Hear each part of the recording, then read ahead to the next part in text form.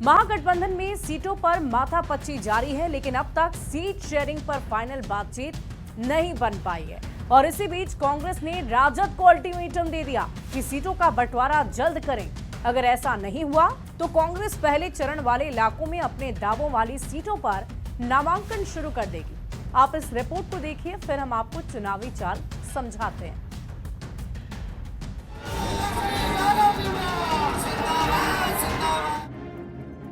बिहार चुनाव की तारीखों के ऐलान के बावजूद महागठबंधन में सीट शेयरिंग पर तस्वीर अब तक साफ नहीं हो पाई है। पहले चरण के लिए नामांकन की शुरुआत हो गई है, पर अभी भी महागठबंधन के अंदर सीट बंटवारे को लेकर बैठकों का दौर ही चल रहा है। महागठबंधन में सीट शेयरिंग पर महासंग्राम के बीच ये दावा किया जा रहा है कि आरजेडी और कांग्रेस के बीच बातचीत एक बार फिर से पटरी पर आ गई है। तेजस्वी यादव ने कांग्रेस के कद्दावर नेता और राजस्थान के पूर्व मुख्यमंत्री अशोक गहलोत से बातचीत की है। दावा है 1-2 दिन में सीट बंटवारे का ऐलान कर दिया जाएगा।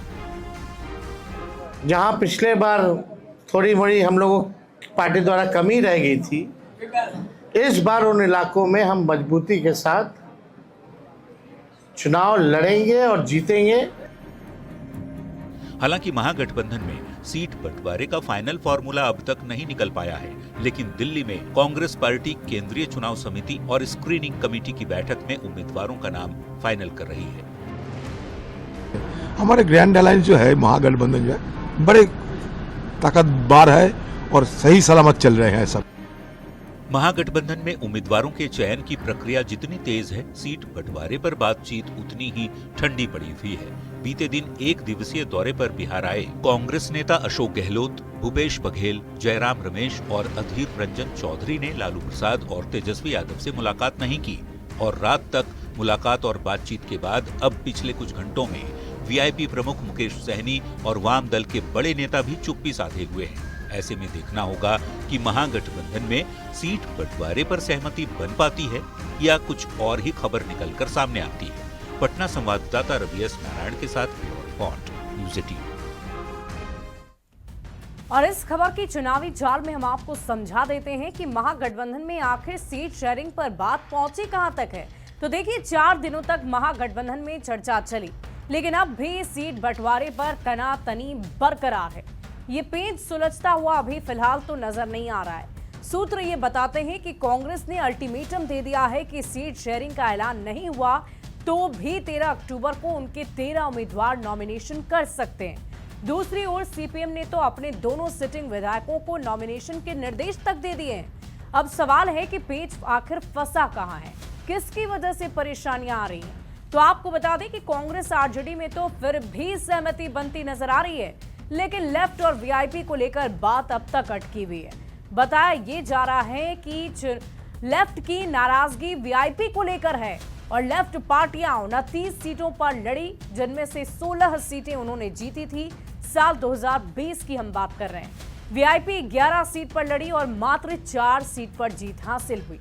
वीआईपी के जीते हुए विधायक बाद में बीजेपी में चले गए और वीआईपी 20 सीट और डिप्टी सीएम के पद पर फिलहाल अड़ी हुई है।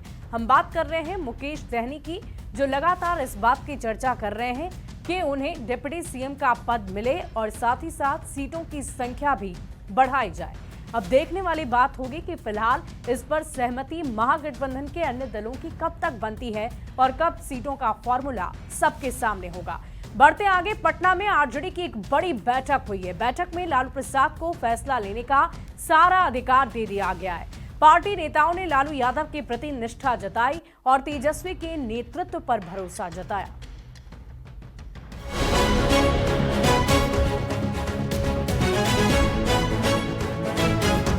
गठबंधन के साथियों के साथ साथ राजनीतिक दलों के अंदर भी बड़ी बड़ी बैठकों का सिलसिला चल रहा है। पटना में शुक्रवार को आरजेडी की बड़ी बैठक हुई।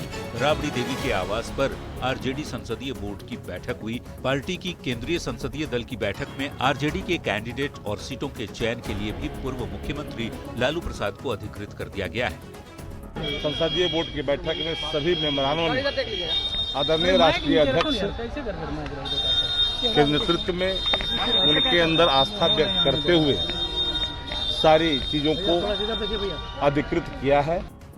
आरजेडी नेताओं का दावा है कि नेता प्रतिपक्ष तेजस्वी यादव की अध्यक्षता में हुई संसदीय दल की बैठक में जीत का संकल्प लिया गया है। इस बात की भी चर्चा जोरों पर है कि सीट शेयरिंग के फॉर्मूले के बिना ही आरजेडी और कांग्रेस ने कुछ सीटों पर अपने उम्मीदवारों को सिंबल देने की तैयारी कर ली है। कुछ सिटिंग सीटों पर चेहरे बदल सकते हैं, जबकि कुछ सीटों पर मौजूदा विधायकों को ही पार्टी टिकट देगी। राष्ट्रीय अध्यक्ष का निर्णय होगा। गठबंधन करने का भी उन्होंने अधिकार दिया है और अपने पार्टी के उम्मीदवारों का चयन करने का भी उम्मीदवार दिया है। यानी आरजेडी की बैठक में तय हुआ कि लालू प्रसाद का निर्णय सर्वमान्य होगा और तेजस्वी यादव के नेतृत्व में नई सरकार बनाने का संकल्प लिया गया। पटना संवाददाता रवि एस नारायण के साथ ब्यूरो रिपोर्ट।